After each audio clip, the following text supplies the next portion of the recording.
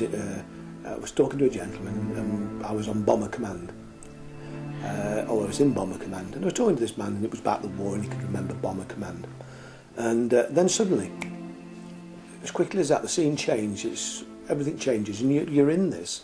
And I said to him, I have a sailor who passed at sea, and he said, oh yes. I said, but I'm going back in time. So he says, yes. And I said, Scapa Flow mean anything to you? So he said, yes. I said, HMS Royal Oak. And he said, yes. So I remember giving him this name, and one can remember. But it was seeing the man in his overalls, and he had white, we call them pumps in the Royal Navy, plimsolls. And he just floated there in the water, which was quite green. But I'd been contacted about a great tragedy, and anyway, to cut a long story short, 3 ladies eventually came to see me. Now, they came to see me, and they had the whole evening with us, and it was about a young laddie. It was only 18, and it sadly and tragically passed in an automobile accident, and without going into greater details than this, obviously to the fact, so I got the grandmother from one part of the country, the mother from another part of the country, and a sister from another part. But that night, the young laddie was able to communicate information and to pass that information over. Now, we can say that's proof. It did help tremendously the family. They've come to terms with it because, how on earth do you ever get over the fact? People might say, well, they've gone to a better place. Well, perhaps they have, but I have wish they was here. And that's the reality of life. So I've had situations like that.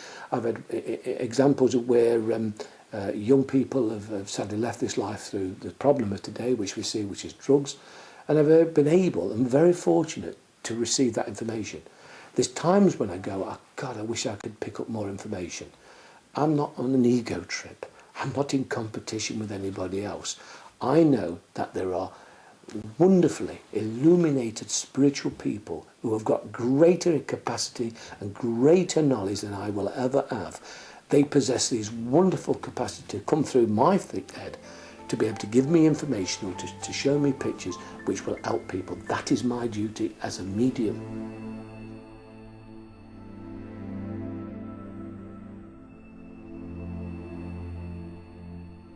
People, I did a theatre in Mablethorpe a couple of times, and I always remember the owners said, well, we have a comedian who does the same act. He does one week and another this week, because people come for a fortnight. If you're any longer, try and miss the next week. And so he does the same. He'll do one act, and they're rolling in the aisles. He'll do exactly the same act the next night, and it's hard work. And sometimes it is hard work, but that's what we have to put up with. But we have some wonderful, not saying anybody who does what I work on the television and the big theatres is wrong, nothing at all like that. But the problem is it doesn't always lend itself to that. I am very fortunate to have seen proper trance, which used to be a wonderful thing, particularly in the Victorian days, but of course people abuse it. And what happens, it's like children who abuse their toys. After a while the parents take them away from them if they're going to damage them, and it's no different to the spirit world. You have to be responsible. And sadly there are people who can do trance, but there's sadly a lot of people who want to talk in strange, make-believe Chinese words. And I've been to China and I've never heard anybody speak like that. But that's a strange thing that's happened. But there have been times, and I have been told information from people who have entered into light that nobody would know. So there are genuine ones. But unfortunately, not everybody's genuine.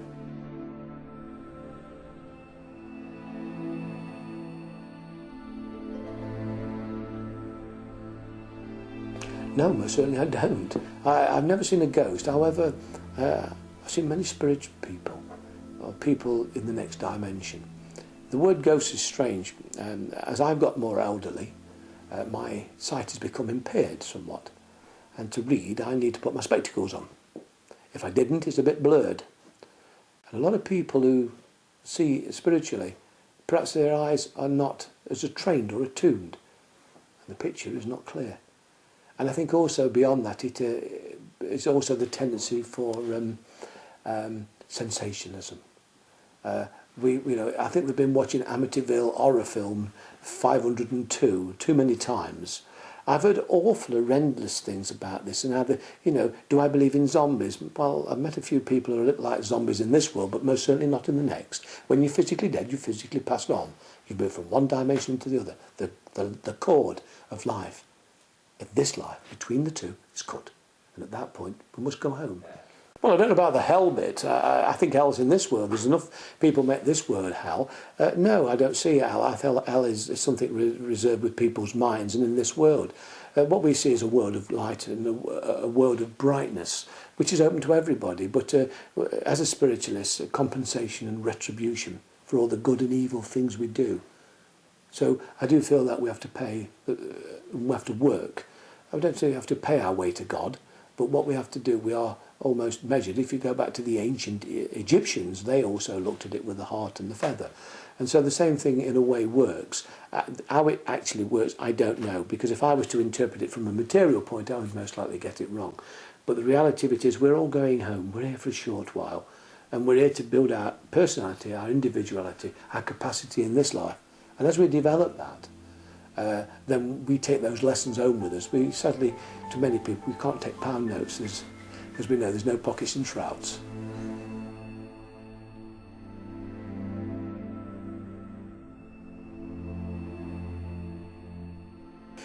Well, it sometimes very much frustrates me, and if you read Doris Stokes' books, the time she decided she wanted to, look, you can keep this, I don't want this. And I've been quite a lot like that because, I still have desires. I'd like to go to America. I feel that my work would fit in America. I'm a traveller by nature, like my youngest son. I would like to travel, Australia, New Zealand. Whether the Spirit, whether my great teacher, and whether the divine Spirit of all things wants me to go there, it will be his decision. And I will follow the light of which he gives for me. Where do I see it? Frustrated it is. I find also the fact is that a couple of years ago, and I'm going to the great city of Edinburgh in the near future, that wonderful, wonderful spiritualist church, Portobello, and they are wonderful. They asked me to do what we call an advanced mediumship course. That became quite a watershed because I started over a sort of 11 months as a trainer by profession. I wanted to be well prepared, and it started me to look in different areas. Obviously, Buddhism, I was quite interested. I don't want to be a Buddhist, but I'm very interested. I've got great respect for them, as with all religions, as with Islam, because the teachings of Islam is truth and light. As a Hindu, there is one supreme God, whether you call him God or Allah, it doesn't matter.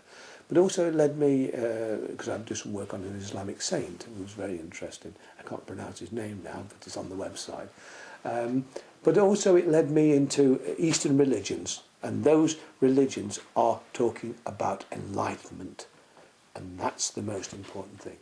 When you are enlightened, when you are illumined, when you have a greater awareness of your part in the movement of all things within the cosmic, within the universe and beyond, when you come to terms with what you are from within, then from within everything moves out. And I think that's an enlightenment, and that is spirituality, not religion, spirituality. But the sad thing about it, there are people who do this, and as I say, back to this lady who was this medium, she once turned around at a meeting, I wasn't involved, it was a training day, and she said, why, to all the people, do you want to be a medium? And there was all the questions. It's like asking the salesman, why do you want to be a salesman? Because I like to drive a car and meet people, which is not really the right answer if you're in sales. And people kept coming up with all these answers. And eventually I got my hand up. And she said, I'd like to come to the gentleman at the back. You're the last one. I said, why do you want to be a medium? I said, there is only one answer. It is my destiny. And it is my destiny.